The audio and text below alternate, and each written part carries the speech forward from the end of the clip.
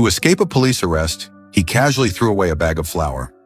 It happened to land right in the arms of an 80-year-old grandmother, and the police didn't even see it happen. Just like that, the grandma got 5 kilograms of flour for free. But afterward, instead of calling the police, she actually took the bag back to the gang. At first, the gang members thought she was trying to blackmail them, but she claimed she didn't want a single penny. She just wanted to ask for a job. It turned out she wanted to join the gang too, to sell flour just like them and make a little extra spending money. Seeing that the boss looked down on her, she immediately promised that she could definitely handle the job.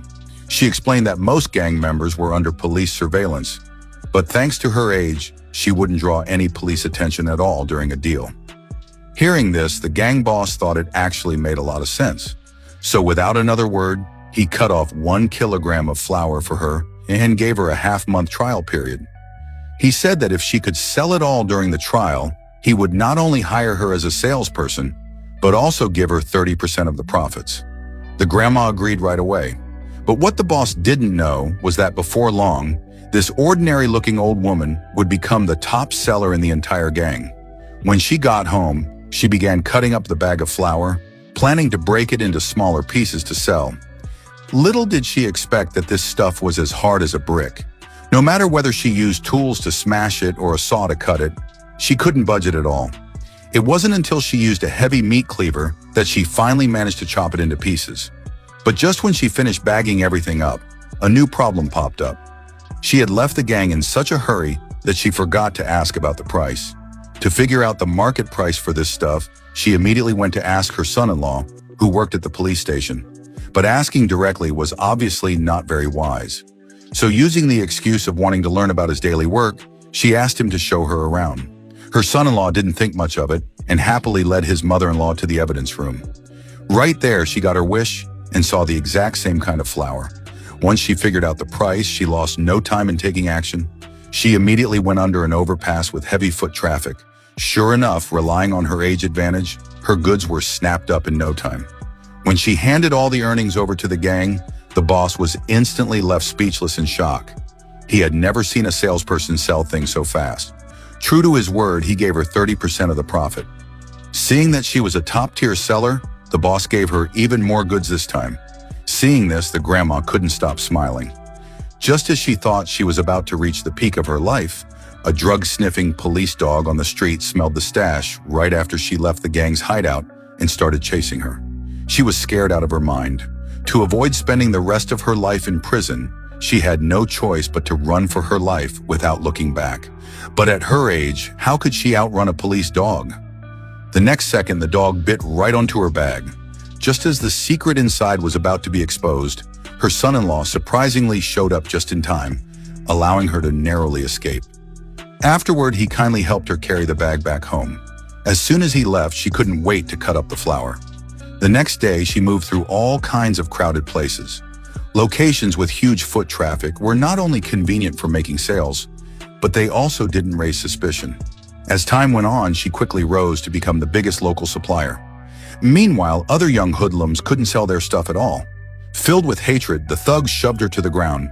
They didn't just steal all her bags of goods, they also brutally beat and kicked her, warning her that if she dared to steal their business again, they would break her legs. Having just tasted success, she was unwilling to give up. Seeing that selling outside was no longer an option, she had to think of another clever trick. She had a sudden idea. She cracked eggs into the flour, started mixing, and then added a few dark secret ingredients to bake it into small cakes.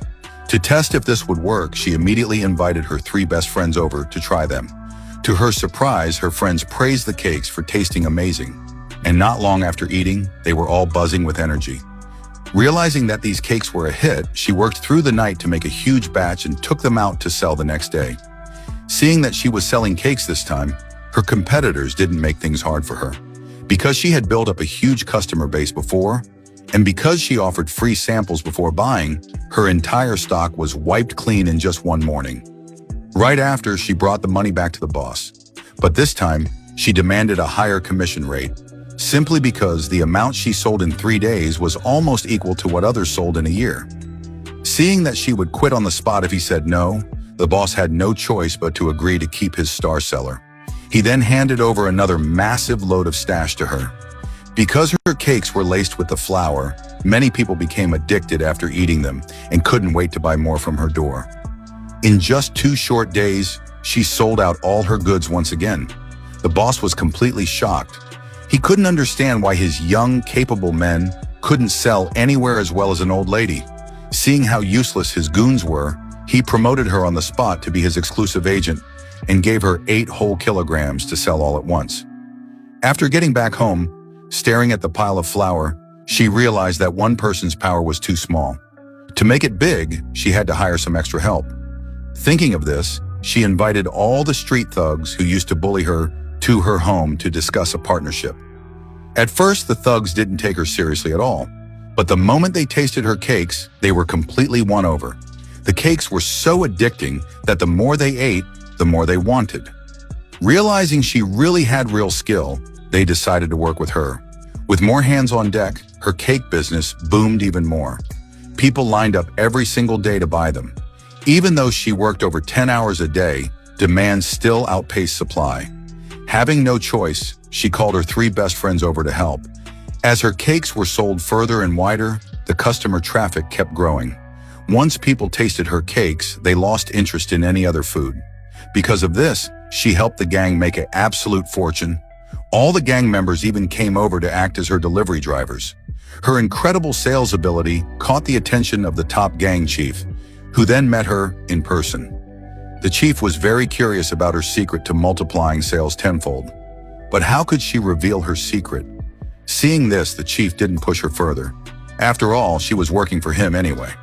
But the next second, he made a crazy, terrifying suggestion. He ordered her to sell the cakes to schools because kids love cakes, and that way they would grow up to be his loyal customers. She wanted to refuse right away, but the chief's words were an absolute order that allowed no backtalk. This left her completely at a loss for what to do. When she went to pick up her grandson from school the next day, she was horrified to find one of her own cakes sitting inside his backpack. It turned out the chief had already reached his claws into the school. This crossed her line. She decided to quit then and there and never make that harmful stuff again. She then took her grandson on a trip to travel around. But how could the gang let her just walk away? When she returned from her trip, she found her house turned completely upside down. Before she could even react, gang members grabbed her. This was the gang's doing, meant to give her a threat. To force her to keep making the flour cakes, they kidnapped her grandson, threatening to send him away forever if she didn't obey. Just at that moment, the doorbell suddenly rang. It was her police officer's son-in-law coming to visit. Learning that a police officer was at the door, the gang members started shaking in fear. But right then, a wine glass accidentally dropped to the floor. Realizing that bad guys might have broken into his mother-in-law's house, the son-in-law began kicking the door without hesitation. When he broke into the room, he found that the gang members had already fled. Seeing the messy house, he thought she had been robbed and was about to call his colleagues to investigate. However, she stopped him frantically, claiming she had made the mess herself and telling him not to worry about it. She then pushed him out. She knew her grandson was still in the gang's hands, and calling the police would drive them to harm the boy. At the same time, she had a plan of her own. To rescue her beloved grandson, she called her best friends over. Armed with a few toy guns, they stormed straight into the gang's hideout. Seeing that she was holding an assault rifle, the gang members were scared out of their wits and didn't dare fight back, immediately ordering their men to release her grandson. Right at this critical moment, one of her friends messed up. Only then did the gang boss realize the metal guns were just toys. Just like that, the ladies were tied up by the gang. The boss threatened her to keep making the cakes, or he would end them right there on the spot. This time, she refused to cooperate even if it cost her life. Furious, the boss was just about to shoot when a red laser beam suddenly targeted him. The next second, a large team of armed officers burst in. It turned out that her son-in-law had long noticed her unusual behavior and had been watching her secretly in the shadows. By coincidence, he ended up busting a whole drug lord hideout. Even though she had helped the gang sell goods before, considering that she turned her life around at the last moment and helped the police bust the drug hideout, the court reduced the punishment for the ladies after careful consideration. After getting out of prison, she and her friends went back to their old trade and opened a genuine cake shop in town. Having gone through that wild experience, they never dared to add bad ingredients again. And with that, the story comes to an end.